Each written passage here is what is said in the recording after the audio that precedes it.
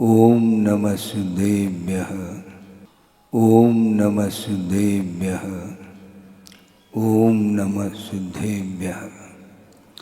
मंगलम भगवान वीरो मंगलम गौतमो गणे मंगलम कुंदकुंदाद्यो जैन धर्मोस्तु मंगलम सर्वमंगलमांगल्यम सर्वकल्याणकारकम प्रधानम सर्वधर्माणां जैनम जयतु शासनम।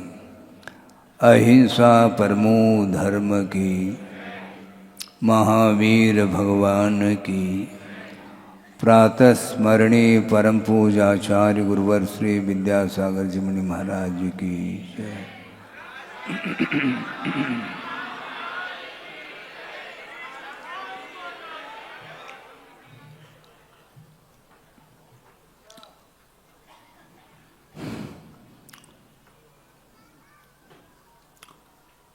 वस्तु का सूक्ष्म जो परिणमन है वह दृष्टिगत नहीं होता।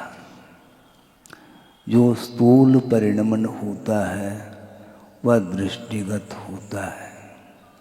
समझने के लिए आपने बीज का वपन किया है और बीज का वपन करने के उपरांत उसी समय से उसका विकास होना प्रारंभ होता है। वो बीज अंकुर के रूप में कब सामने आता है इसको आप अपलक देखना चाहो तो संभव नहीं है, किंतु निरंतर उस भूमिगत वह बीज खाद पानी हवा इत्यादि जो कुछ भी उसके लिए निमित्तभूत सामग्री है उसके माध्यम से उसका निरंतर एक एक समय में विकास हो रहा है। एक साथ विकास होता नहीं, समय अपेक्षित होता है और आप प्रतीक्षा करना चाहो तो बात बनेगी नहीं। बीज का वपन किया, वह वपन करने के उपरांत वह अंकुरित होने के लिए कितना दिन अपेक्षित है आपको ज्ञात होगा। लगभग 7-8 दिन तो सामान्य रूप से मोटे रूप से कहा जा रहा है, इतना तो समय लगता ही है। और 8 दिन तक आप वहाँ पर खड़े हो करके देखना चाहो ये बीज कब अंकुरित हो रहा है। ये दिव्य ज्ञान का विषय माना जाता है। एक एक समय में जो परिणमन हो रहा है वस्तु का वह बुद्धि का विषय हम और आपके लिए नहीं बन सकता, किंतु वह केवल ज्ञान का विषय माना जाता है। एक एक पर्याय के माध्यम से उसमें जो विकास हो रहा है वो 7-8 दिन में वह अंकुरित हुआ देखने में आ रहा है। अंकुरित होता हुआ देखने में नहीं आता। अंकुरित होने के बाद वह बुद्धि का अथवा ज्ञान का विषय बनता है। इसलिए आप बहुत प्यासे हैं, मैं मानता हूँ, किंतु प्रतीक्षा करनी पड़ेगी। महाराज कब तक प्रतीक्षा करें और कहाँ करें, समस्या खड़ी हो गई। आप कहीं भी रहो, प्रभु की और गुरु की आराधना हृदय से करते रहेंगे तो निश्चित रूप से आपका विकास हुए बिना रह नहीं सकता। यह सिद्धांत का विषय है। सिद्धांत की ओर दृष्टि बहुत कम लोगों की जा सकती है और सिद्धांत की ओर दृष्टि जो जाती है वह आगम के आधार से ही जा सकती है। उसमें किसी भी प्रकार से राग के लिए स्थान नहीं है। विकास जो होगा वह मोह के अभाव के माध्यम से होता है और पतन जो होता है वह मोह के कारण से होता है। राग के कारण से पतन होता है और वीतराग भाव के माध्यम से ही उत्थान होता है। यह सिद्धांत हमेशा ध्यान में रखना चाहिए। बार बार विचार करने में आता है और कभी कभी विस्मय का भी मैं अनुभव करता हूँ कि आखिर जीव का विकास किस ढंग से होता है। आचार्य समंतभद्र महाराज ने रत्नकर्ण श्रावकाचार्य ग्रंथ का उसकी रचना की है और उसमें उन्होंने कई जगह पशुओं के नाम लिए हैं और मानवों के भी नाम लिए। उसमें एक व्यक्ति का उन्होंने नाम लिया है उस ग्रंथ में। उसको देख करके ऐसा लगता है कि व्यक्ति का अथवा जीव का विकास किस रूप में होता है। सम्यक दर्शन संपन्न मपि मातंग देहजम देवा देवम विदुर्भस्म गूढ़ांगारांतरोजसम, ऐसा कहा। मातंग का अर्थ कौन होता है?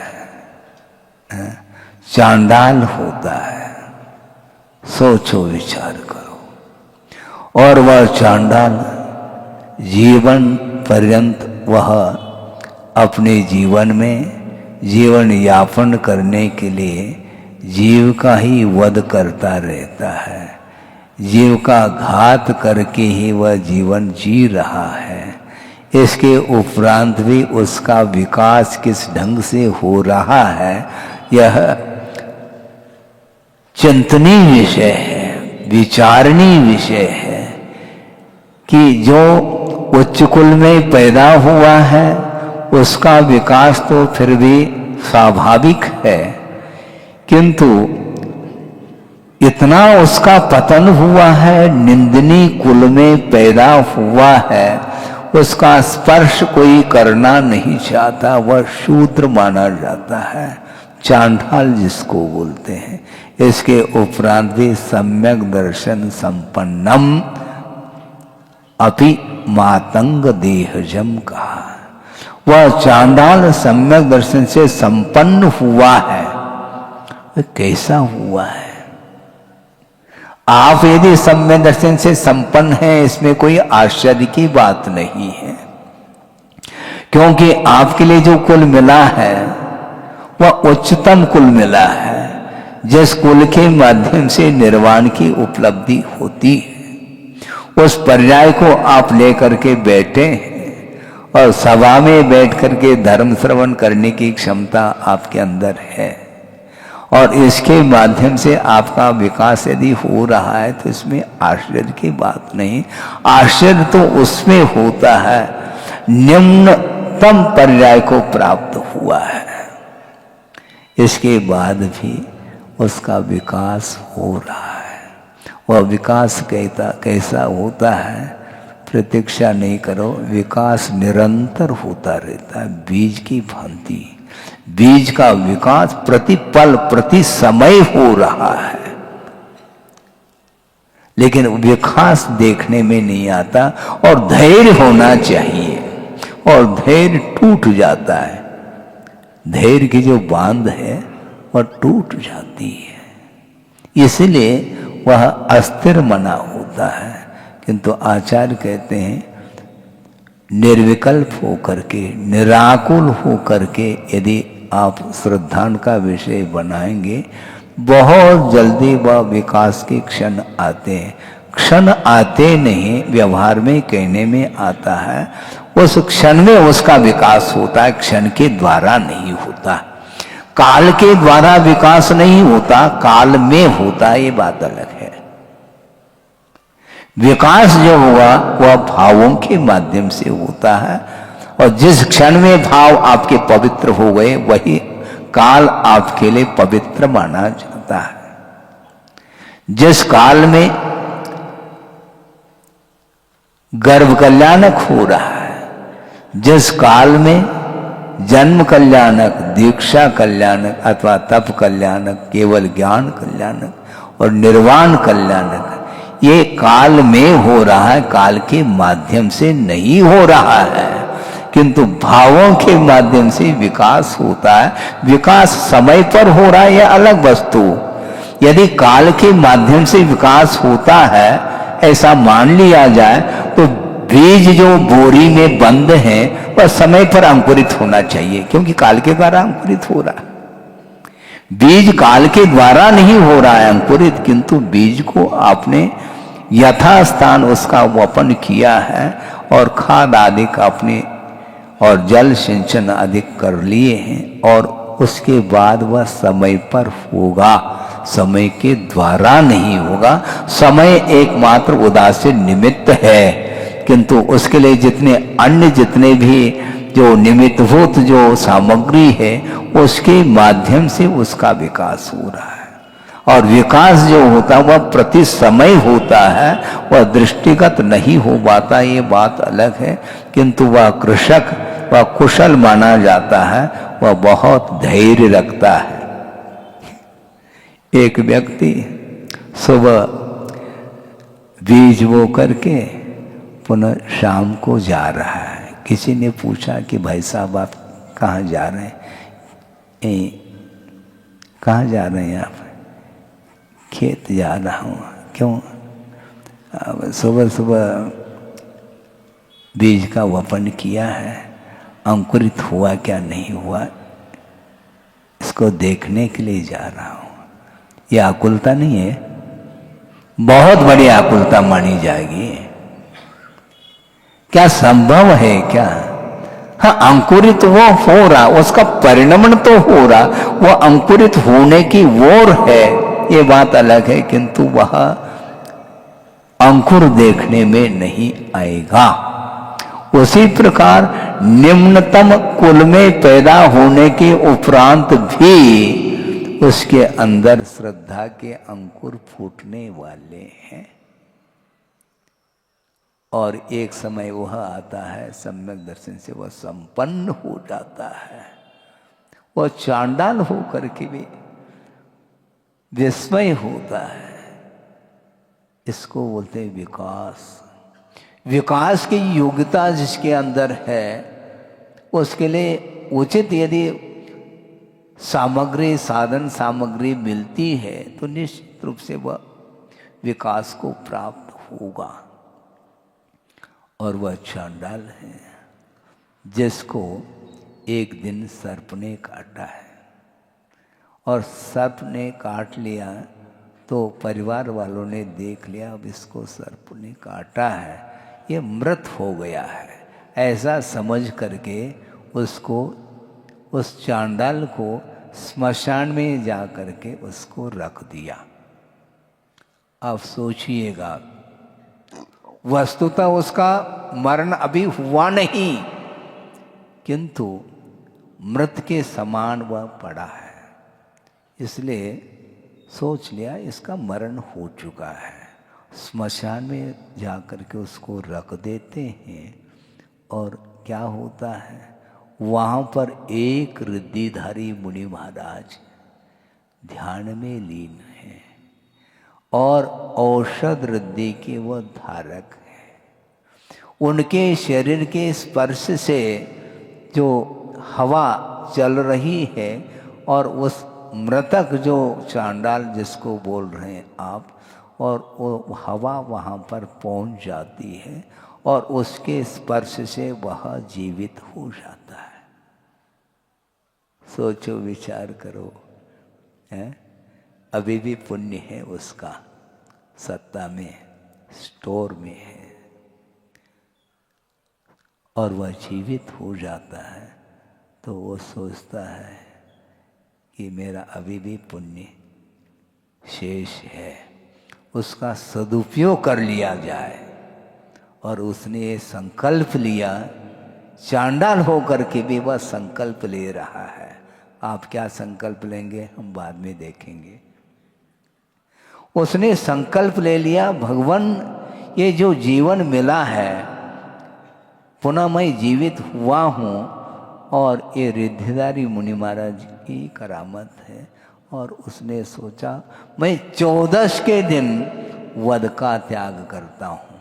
सोचो, विचार करो, इसका अर्थ प्रतिदिन तो उसको वध करना ही है, लेकिन 14 के दिन उसने संकल्प ले लिया, प्राण चले जाए किंतु यह संकल्प टूटेगा नहीं।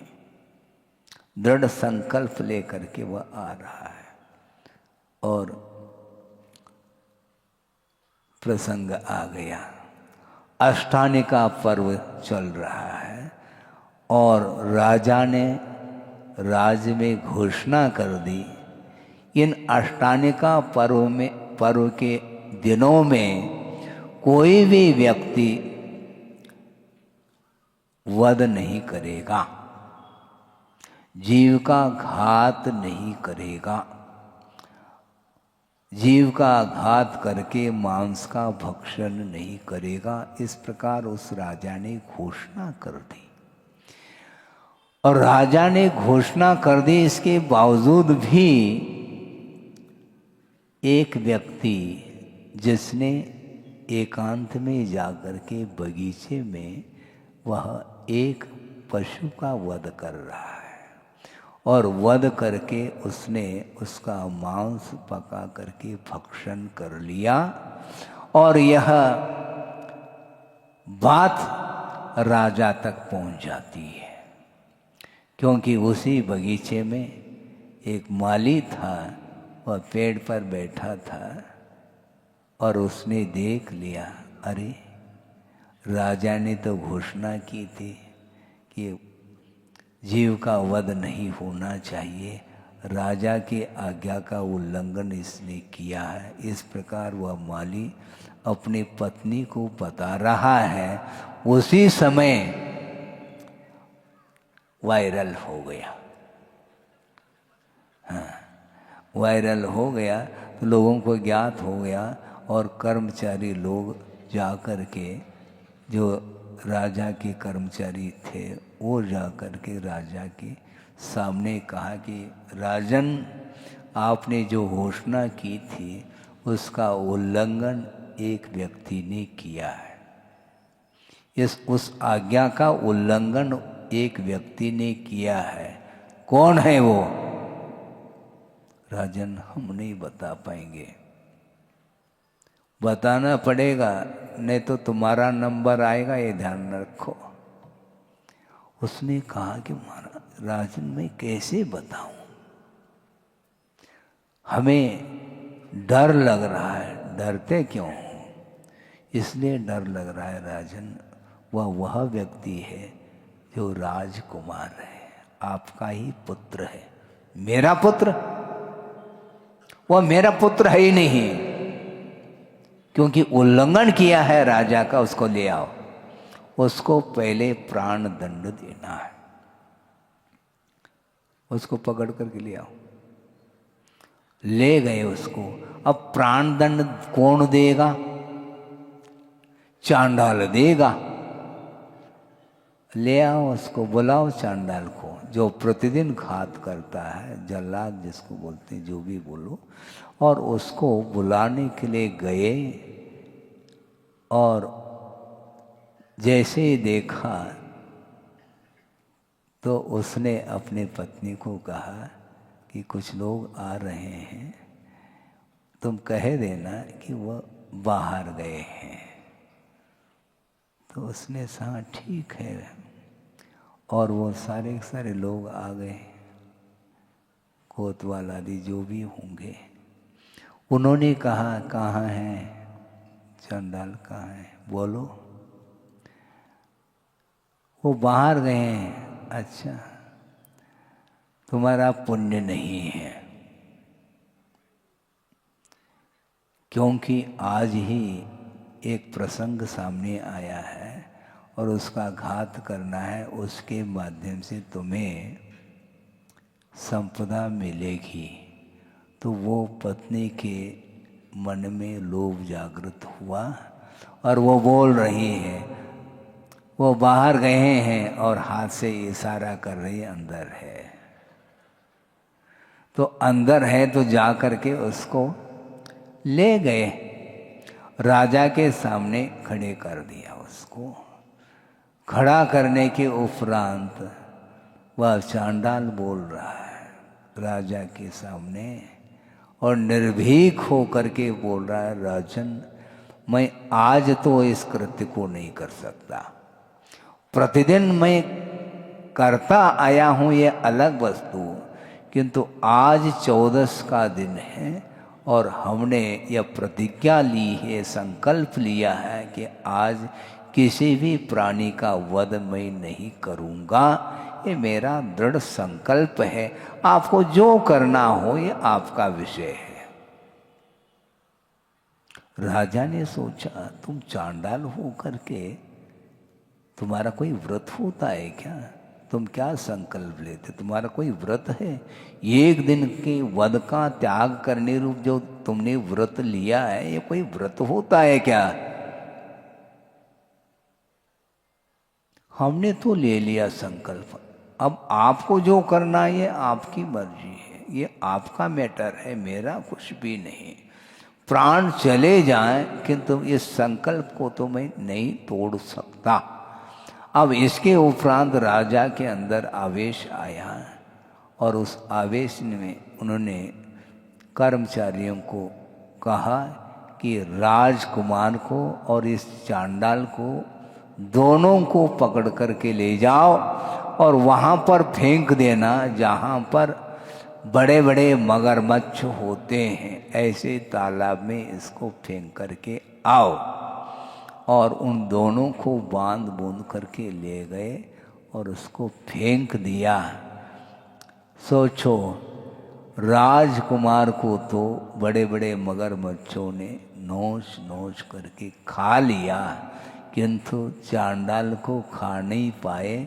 और देवावी तस् पनमंती जस धम्मे सदा मनो का, जो धर्म की आराधना करता है उसकी रक्षा हो जाती है और वहाँ पर देव आकर के उसको अपने हथेले में ले लिया।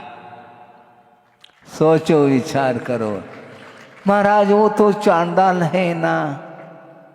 वो चांडाल नहीं है, ध्यान रखो। पर्याय की अपेक्षा से वह निंदनीय कुल माना जाता है, किंतु उस बीज का जो अंकुरण है वह दिखाई दे रहा है। सच्चे देव गुरु शास्त्र के प्रति श्रद्धा का भाव जागृत हुआ है, क्योंकि उसने जो प्रण लिया था, जो प्रतिज्ञा ली थी, संकल्प लिया था, उसको उसने तोड़ा नहीं। कितना साहस होगा! उस चांडाल ने भय के ऊपर भी विजय प्राप्त कर ली और लोभ के ऊपर भी विजय प्राप्त कर ली, क्योंकि राजा के द्वारा जो संपदा मिलने वाली थी उस संपदा को भी उसने ठुकरा दिया और शरीर की परवाह उसको नहीं हुई। शरीर चला जाए, ये जाने वाला है, किंतु संकल्प को नहीं तोड़ा जा सकता। इस प्रकार के पवित्र भाव उस चांडाल के मन में कैसे आ गए? ये विस्मय का विषय नहीं है क्या? बहुत विस्मय का विषय। इसलिए उसको देव कह करके पुकारा। देव का अर्थ वहाँ पर कोई देव नहीं, देव का अर्थ वहाँ पर आदर भाव, आदर के साथ उसको बुलाया जा रहा है। देवा देवम विदुः, गणधर परमिष्टि आदिकों ने उसको देव कहा है। ये आदर का पात्र है, क्योंकि जिसने इस निंदनीय कुल में भी सम्यक दर्शन को प्रकट कर लिया है और उस सम्यक दर्शन के माध्यम से वह आत्म तत्व प्रकाशित हो रहा है। ये ध्यान रखो, जिस प्रकार गूढ़ांगारांतरोजसम कहा, अंगार है वह धधक रहा है, किंतु उसके ऊपर राख, वह राख से आवरणित है। वह अंगार देखने में नहीं आ रहा है, किंतु भीतर वह अंगार प्रज्वलित है। उसी प्रकार उसका वह कुल एक अंगार के समान, अपने राख के समान है, किंतु उसके अंदर वह अंगार के समान सम्यक दर्शन रूपी दीपक जल रहा है। सोचो, विचार करो किस प्रकार उसका विकास होता है। इसलिए हमने उदाहरण दिया कि बीज का जो अंकुर के रूप में परिवर्तित होना, जिस प्रकार समय पर उसका अंकुरित होना होता है, उसी प्रकार दृढ़ श्रद्धा जिसके अंदर है वह निंदनीय कुल भी कोई वस्तु नहीं है। वह भविष्य में जाकर के अच्छे कुल में ही पैदा होगा। देखने में पर्याय आती है, किंतु आत्मगत जो उज्जवल भाव है वह कभी भी सामने दिखाई नहीं देते हैं। ये तो शूद्र है। ठीक है, रहने दो। अज्ञान दशा में उसने कर्म का अर्जन किया, पाप कर्म का बंध किया है। उसका उदय होने के कारण वह निम्नतम पर्याय उसको मिली है, किंतु अब विकास के क्षण आ गए। हमेशा पतन ही पतन होता है ऐसा नहीं।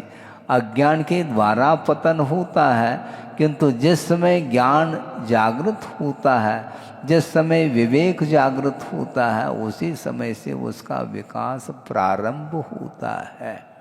इसलिए जब चांडाल का विकास हुआ और आचार्य समंतभद्र स्वामी ने उसको उसके नाम को अंकित किया है रत्नकर्ण श्रावकाचार्य के अंदर। है? आप लोगों का नाम नहीं लिया उन्होंने। एक स्थान पर शूकर को लिया, याद किया, एक स्थान पर मेंढक को याद किया और एक स्थान पर चांडाल को याद किया। क्यों ऐसा? मोक्ष मार्ग की सामग्री उचित नहीं मिलने के बावजूद भी उसने जो पुरुषार्थ किया है वह पुरुषार्थ अपने आप में वह पुरस्कार का पात्र हो जाता है। आचार्य महाराज का ये बार बार कहना रहता है, प्रतिकूल परिस्थिति में भी छात्र पढ़ करके यदि मेरिट में आ जाता है तो वह पुरस्कार का पात्र होता है। और फुल फैसिलिटी है, मेरिट में आ जाए तो कोई ज़्यादा आश्चर्य की बात नहीं है। जिसके पास कोई साधन सामग्री उचित नहीं है, इसके बावजूद भी निरंतर पुरुषार्थ करके मेहनत करके जो आया है मेरिट में, तो उसकी बात है। उसी प्रकार निम्न पर्याय में उत्पन्न होने के उपरांत भी उस कुल में उस कुल का सदुपयोग उसने किया है। इसलिए सदुपयोग करना चाहिए। आपके लिए ये मनुष्य पर्याय मिली है, ये मौज करने के लिए नहीं, मनोरंजन करने के लिए नहीं। निरंजन बनना चाहो तो मनोरंजन छोड़ो। समस्या यही है, इसका मन नहीं लगता है, मनोरंजन करना प्रारंभ करता है। रेडियो ऑन कर लो, टाइम पास करना है, क्योंकि बिना मनोरंजन के समय कटता नहीं। तो समय को भी काटना चाहो क्या? वह समय कटता है क्या? आरे से काटना चाहो समय को, किससे काटना चाहो? किंतु संसारी प्राणी का मन लगता नहीं है। धार्मिक क्षेत्र में मन उसका बहुत जल्दी जल्दी वह ऊब जाता है और वह अस्थिर हो जाता है और विषयों में उसका मन रात दिन लगा रहता है। इसलिए ये पर्याय जो मिली है, इसका सदुपयोग करना चाहो तो और अच्छी पर्याय आपको मिल सकती है। क्योंकि वर्तमान में चतुर्थ काल है नहीं, वर्तमान में दीर्घ सहनन है नहीं, वर्तमान में केवली श्रुत केवली इत्यादि का समागम भी नहीं है। इसके उपरांत भी परिणामों को उज्जवल बनाने से और अच्छी अच्छी सामग्री आपको मिल सकती है। और अतीत में इस प्रकार की जो बाह्य सामग्री है मोक्ष मार्ग संबंधी,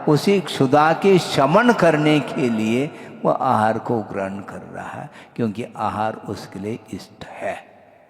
धर्म ध्यान के लिए कर रहा है ये अलग वस्तु, किंतु आहार ग्रहण करना यह धर्म ध्यान नहीं है। आहार की क्रिया हो सकती है, किंतु आहार ग्रहण करने की जो इच्छा है, इसी का नाम आहार संज्ञा कहा है। उसी समय आहार ध्यान का अवसर आता है। ये बात अलग है, मूलाचार के अनुरूप वह आहार ले रहा है और येचना समिति के माध्यम से आहार ग्रहण कर रहा है, और मुख में वह ग्रास पहुंच गया है। लेने का भाव तो है, किंतु वहाँ पर भी वह धर्म ध्यान का अवसर आ सकता है। कैसा आ सकता है महाराज? रसनेन्द्रिय के ऊपर विजय प्राप्त करने का भाव है तो धर्म ध्यान होगा।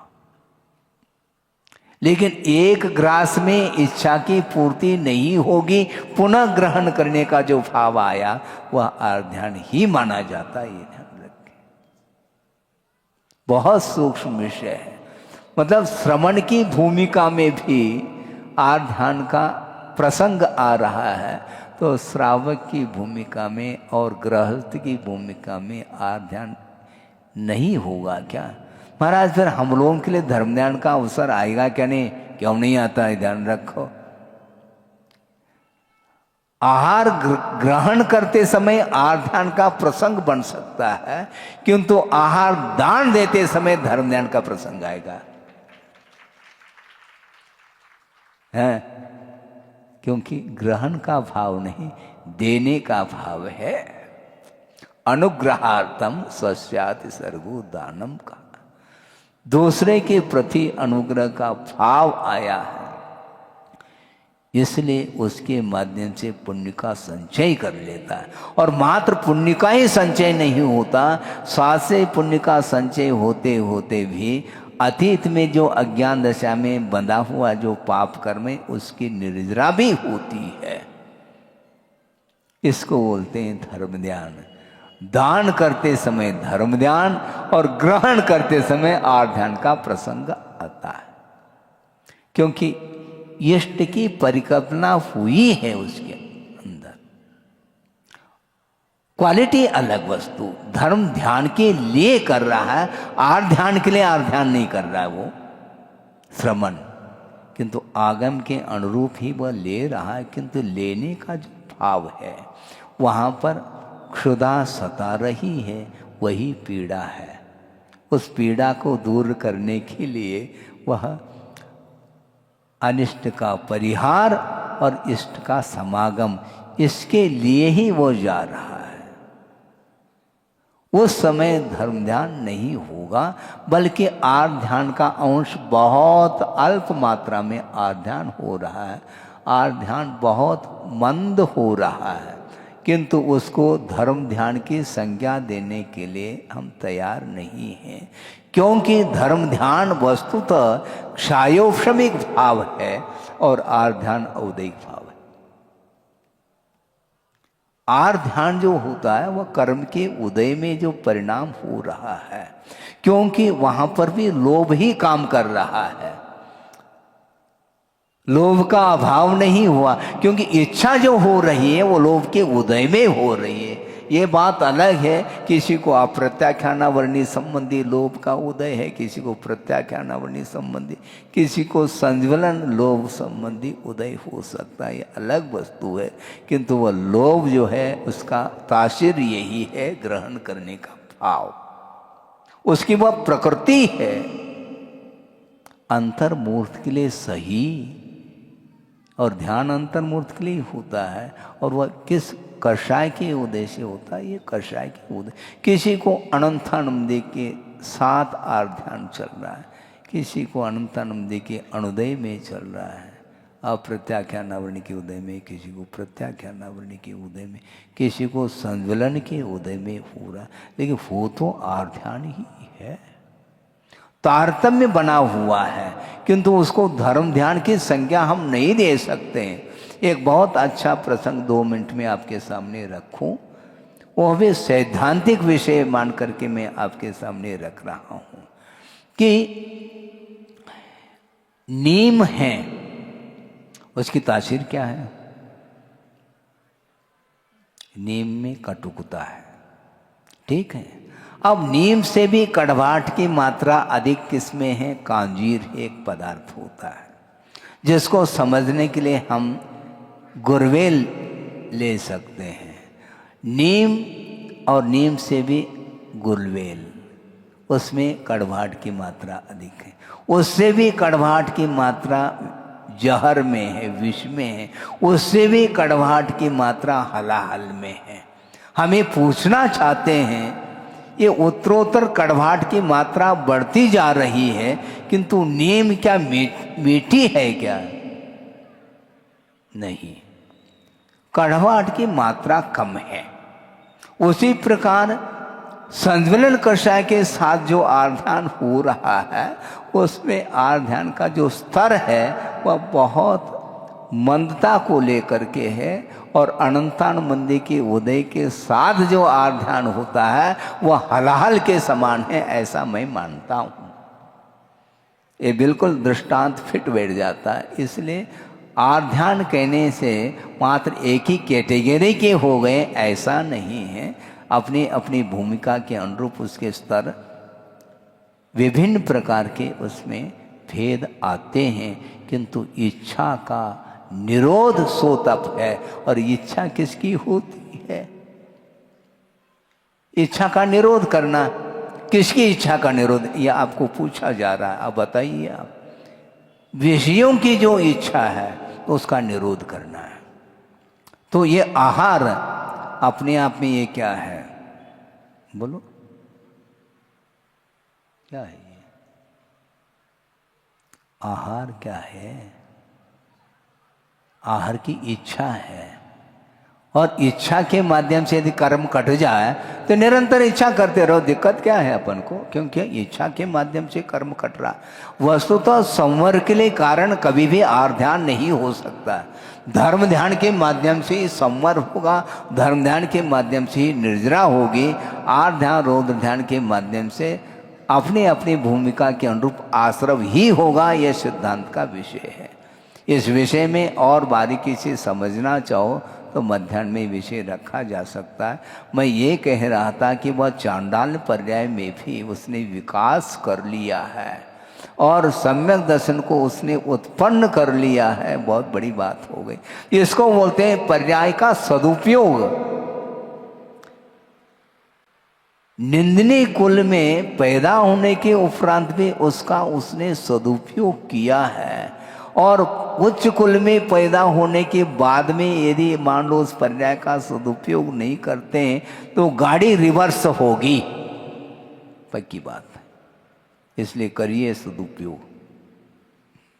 कैसे करें महाराज? कैसे क्या करें? देव शास्त्र गुरु की आराधना करके ही इस पर्याय को सार्थक सिद्ध किया जा सकता, अन्यथा कोई गारंटी नहीं कि अगली पर्याय हमें कौन सी मिलेगी।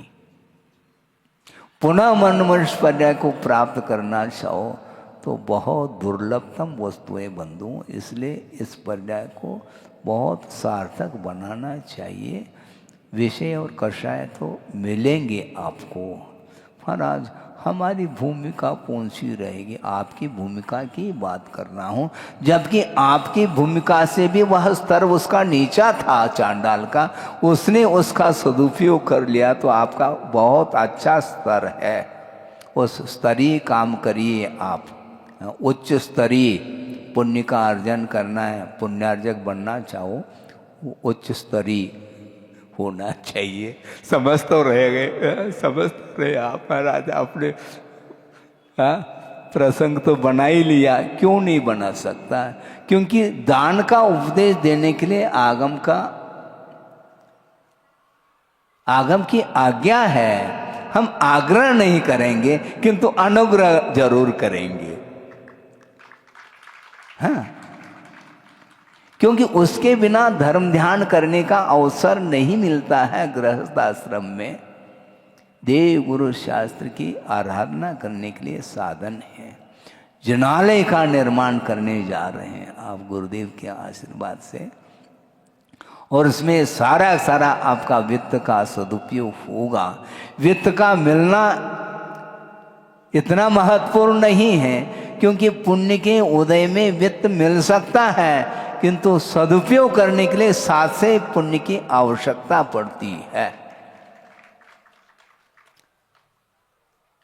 धार्मिक क्षेत्र में वित्त का उपयोग करना बहुत कठिन होता है।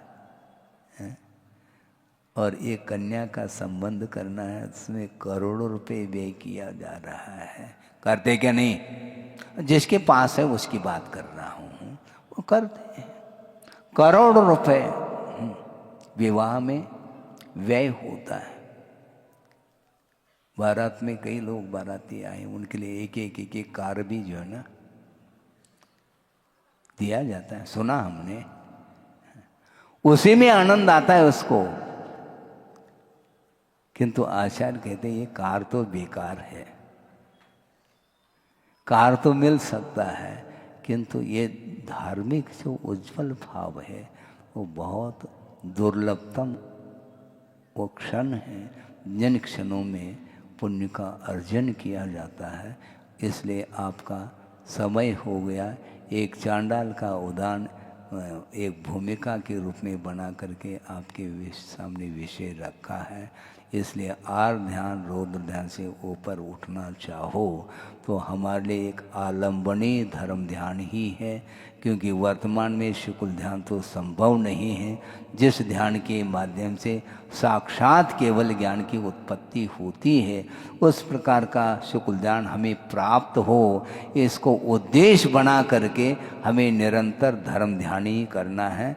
उसके माध्यम से आर ध्यान का अवसर न आए अपने जीवन में, क्योंकि आर-ध्यान तो होगा भूमिका के अनुरूप, ये अलग वस्तु, किंतु दृष्टिकोण धर्म ध्यान का होना चाहिए। और धर्म ध्यान के माध्यम से अपनी आत्मा को उन्नति की ओर ले जाने के लिए एक साधन सामग्री है। इसलिए धर्म ध्यान के माध्यम से अपने आत्म तत्व को विकसित करने के लिए निरंतर पुरुषार्थरत होना चाहिए। इस पुरुषार्थ के माध्यम से ही आपका विकास होगा।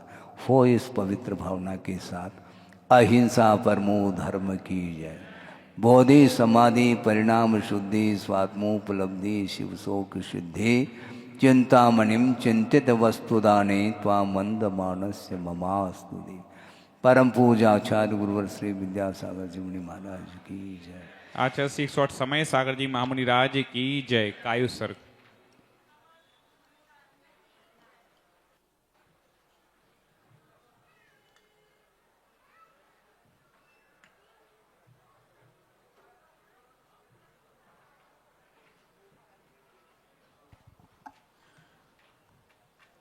दोपहर 3:30 बजे से जिज्ञासा समाधान आचार्य श्री के सानिध्य में संपन्न होता है। आचार्य भक्ति का